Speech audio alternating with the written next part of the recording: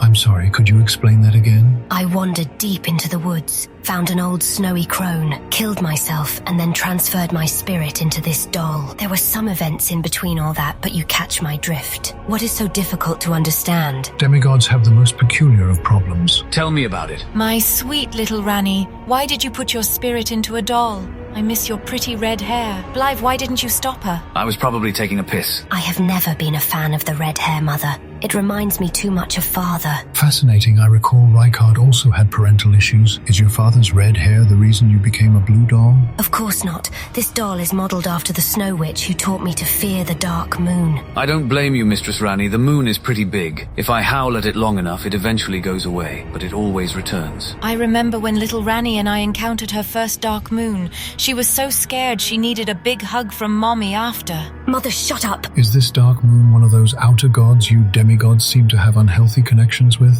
I was taught it was a huge wheel of cheese. Who taught you that? It was something Radagon would say. He was not a fan of anything that opposed his precious Erd tree. Yet he married you, Mother. Renala, your therapy session will be later, unless you want to pay me extra runes now. You are a greedy turtle. Ranni, why did you become a doll? Was it to get male attention your father never gave you? Well, there are a lot of people who are very interested in my string. Like that perverted bastard Celavis. Blythe, please stop saying nasty things about Celavis. But no, the reason why I slayed my Empyrean flesh was so that thing could not control me. What thing? You know, the space slug. Is this another outer god? I think she means the Erd tree, right, sweetie? Yes, I do not want to be a slave to the Golden Order. And that's because your father embodies the Golden Order, right? It is not as simple as that. Everything seems to come back to Radagon. I suspect he is the root of this family's trauma. The other day he called me a depressed alcoholic furry. I am not a furry. But Blythe, you are furry. You are my fluffy little poodle. What's a poodle? I killed myself so I could one day usher in the age of stars. I will have the certainties of sight, emotion, faith, and touch all become impossibilities. Mistress Ranni, to be honest, that sounds kind of bad. Well, you are my shadow, so of course you would say that. You want faith to become impossible? Yes, in my new world, all one will need is intelligence. That's my girl. And what role would a pastor such as I have? You can be our giant piñata.